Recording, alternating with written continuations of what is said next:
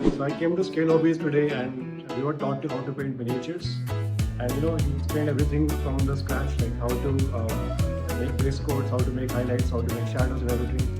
And I think it was very interesting, the tools that we used today, the feedback that the instructor gave us. That was very interesting and I think it's pretty neat. So I'm very happy with this. I'll keep learning, I'll keep coming back here. It's really awesome class. We'll definitely come for the next sessions. Definitely be back. It's a hands-on experience with someone who's as experienced as Ronak Singh, knows his job, knows his subject. Lots to learn. I will definitely be back. This is just the first time and please. So this is the first time I'm coming here. So I've been like into kind of model kits and all. So first time learning a new skill. Miniature painting I've never done. I usually do sketches painting on the paper. So this never done. Met Ronak here. So had a wonderful time. Learned a lot of things.